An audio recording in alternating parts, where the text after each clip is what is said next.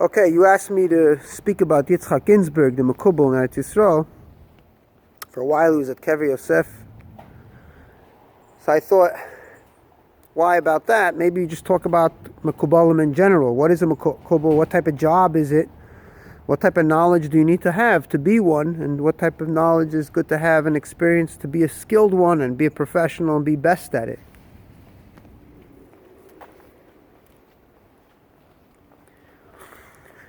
And there's certain ways of knowing. Science is a way of knowing. Art is a way of knowing. Religion is a way of knowing. Religion usually uses prophecy, right? Otherwise, what is religion using? Books? Books, that means it goes back to science. Science is reading everything. Reading paintings on a wall. Reading into the ground, bones. So you're not reading a book. In religion, you're usually speaking to a guy that has magical dreams and he's half in this world, half in the next. Back to what you're saying, what's a Mekubal? A mystic is someone that could, traditionally, this is what a mystic is. Nobody argues. It's not just a guy that davens a lot and fasts a lot and doesn't do the regulars that everybody else does and doesn't hold a job like everybody else, which also can come into question and problems. A mystic is someone that's supposed to help you see. Now really anybody can help you see if they're skilled at it. Not just having the education, but having the good experience, and experience leads to the skill. Being better skilled at something. For example, if you called somebody, this is an example of someone called me today and asked me about a certain city. Not many people know, he doesn't have anybody that knows the city so well as I do. So I was able to answer a lot of questions in a very short amount of time. That's what means skilled, and you know, it's something that just, it's not, I don't know any secrets, I just know something that would have taken him a long time. So ask anybody in a city and they're more likely to know a lot that other people don't. And a city, and that goes for maps, and goes for books, and goes for anything. You ask a doctor, even if a doctor doesn't know, the fact that a doctor can refer you to another doctor is also a very great skill, if he's giving you a good referral, not sending you to his friend. Could send you to his friend, but not because he's your friend, he's his friend, but because this is the right guy that can help you out. So, here's a quick personal story before I go into it. It's personal with Rav Ginsburg. Is he was coming to New York. He travels. He goes around. He's very good with the marketing. Marketing is only for someone or a business that you can get the same thing somewhere else. If a person has something unique, we're not talking about intellectual property that you protect, that nobody copy it, but if you have a certain item that people can't get anywhere else, so you're not really working on the marketing because it's their job to find it and they need it. But if you have a dry cleaners and there's a guy down the street, you really have to do a lot of marketing and you have to really do things right to get, and these are basics, they're needed, but you have to do marketing. So he came to America, he lectured in America, it was very nice, it doesn't mean anything. And when he was in New York, so there was a girl I was dating at the time, and also it was more of a friendship, so she got, she got him to come to her father's office and do a class there. Whatever, you know, not like you're going to get a lot of people, but it's a fancy setting, so... And she tried to do another few things, just whatever, nothing with any goal in mind, nothing serious, nothing fancy but not serious, just a waste of everyone's time, but in a pleasurable way, so why not? So one of his guys who was working with him, a nice Baal Tshuva guy from Adat Torah, yeshiva in Crown Heights for Baal Tshuvas, American boy, told the rabbi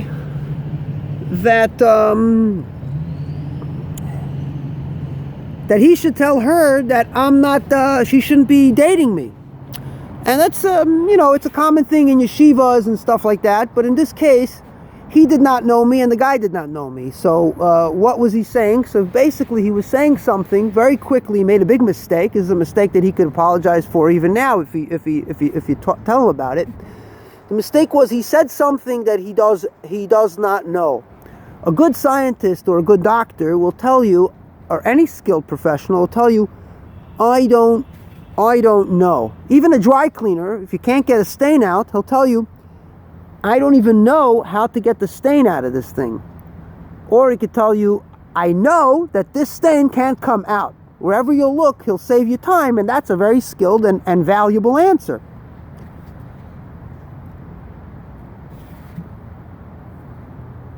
So that's a personal, but that's not, there are other mystics that go further, and they look at a picture of someone and they say things that aren't true, and then they ask you for a built-in confidentiality. You don't tell it to that person, because that person could face the mystic and say, what else do you know about me, or how could I correct it? Or they say, oh, this guy did something terrible, and you go, really, what did I do? And even if I did something terrible, I'm human, I make mistakes, I'd like to rectify it. What is it?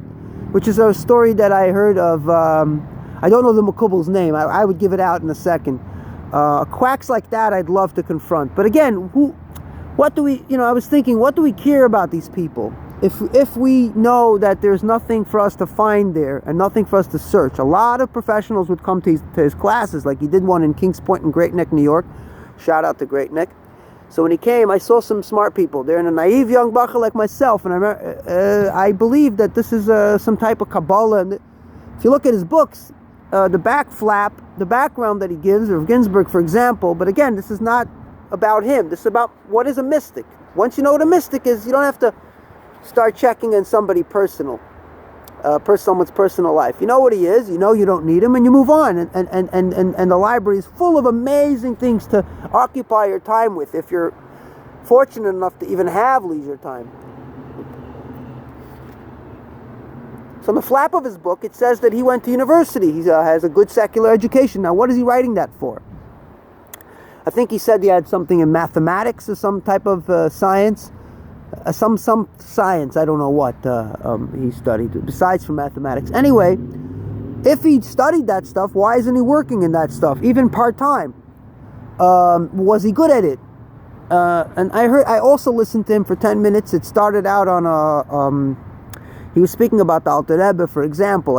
I listened to do justice to be able to speak about something, right? And he spoke very nice and fancy words, but it was nonsense. He was speaking about the Alter Rebbe gained his freedom after the prison. It's a new era. This, that. That's all a whole bunch of nonsense. When we were younger, we would get for a gift a small black book in Yiddish, and the name of the book was Die Arrest und Befreiung von der Alter Rebbe, the arrest and the liberation of the Alter Rebbe from prison. It was a wonderful read. The one who wrote it very well. Maybe it was from the Rayatz Sichos, the Rabbi Yosef Yitzchak. But whatever it was a nice story. A Rebbe in prison, he had to get out, and he got out, and it has a happy ending. It was a great story, but nothing like it was a regular story. A guy, he got in trouble. There was misnagdim. People had misnagdim all over the place. The Protestants were fighting the Catholics, and they were fighting each other, the Protestants and denominations. So in Judaism, you had these troubles. And the Alter Rebbe was pretty lucky in his situation, because they were trying to get the Hasidim were trying to, the opponents and Misnagdim and whoever else was not interested or threatened by them, were trying to get them on witchcraft, because the Baal Shem Tov and the Maggid were giving out amulets, like special things to hold on to that give you like good luck, like you get $1 from the Rebbe. It's supposed to be like an amulet. But and Mekubalim weren't shy about it, giving people these things when people know that it's just something that feels sentimental, but it's not, because the amulet the guy made yesterday, like a getchke. What did Avram say to his Terach? The whole story in the Medrash was that these getchkes were man-made yesterday. It's not even like your grandfather's tefillin that's puzzle, but it's sentimental.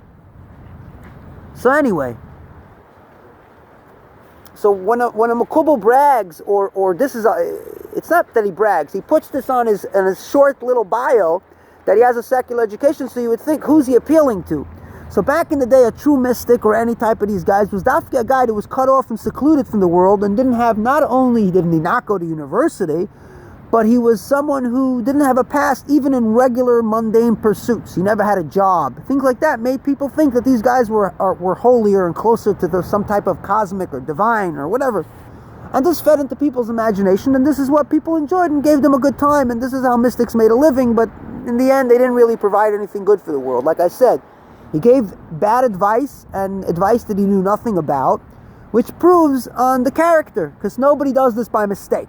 Nobody says by mistake something that they don't know. You ask someone on the street something as simple as directions, they either know or they don't know, and immediately they'll let you know if they're how sure they are about it. I'm sure, I'm not sure, maybe, you could check further.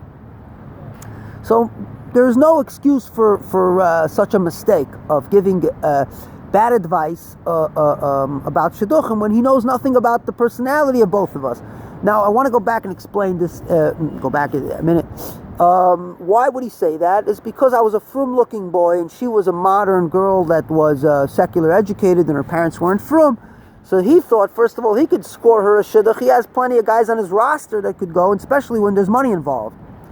So there was no use of him, of a boy from a frum boy, a naive boy from a large family. Unless someone told him, hey, by the way, this kid, he's a little genius and under the table he's developing something, immediately he would have had respect and he would try everything to put his hands in it so that when there's a shidduch, it's as if he had a hand in it when he's not needed because we already know each other, right?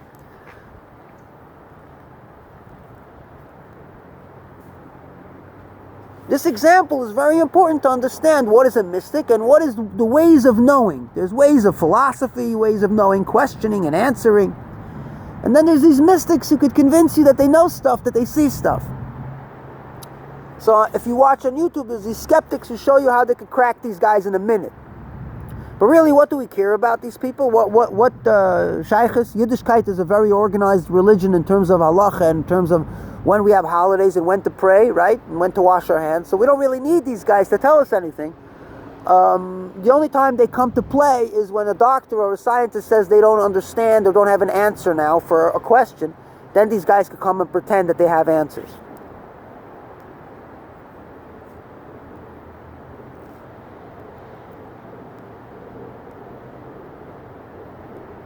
And when people are desperate, even if you're from an educated family,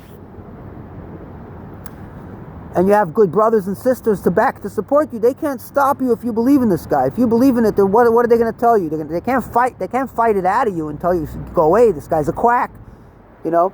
And as a matter of fact, it's very interesting that this girl, she had a shaykhis to Rabbi Ashlag of Bnei Brak. He came to the Rebbe received him, he had a big spudik. The Rebbe thought he was some great guy. Meanwhile, he wasn't doing well as a mystic. Some mystics are doing well, they're doing very well. There's a show in Israel on Israeli TV about different types of mystics and people who have lots of money, and some of them are very poor, who ripped shoes, but people love to have pictures of them in their house. But in the meantime, these guys have very bad, they don't even have good health care. They have nothing.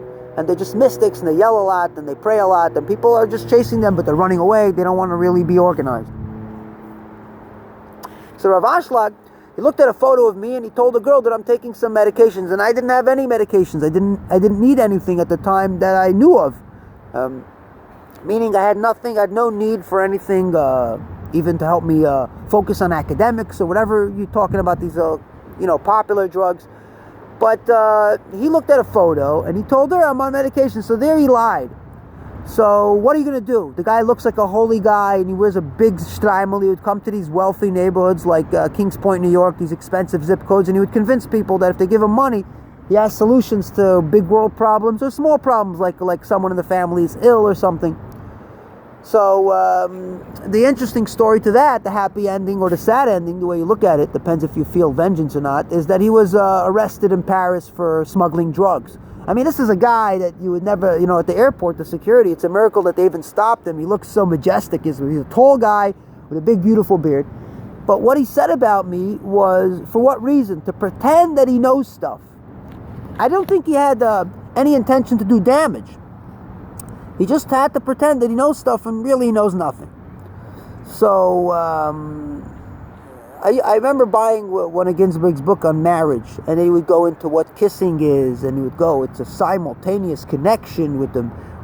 There's not one speaking and one listening, but both together, it's the kissing. And I was like, wow, it's putting meaning in all these mundane, pleasurable things. And I was like, searching for meaning when you're young and you're naive and you're really, really bored and you don't really have a lot to understand that life is very interesting on the reality side.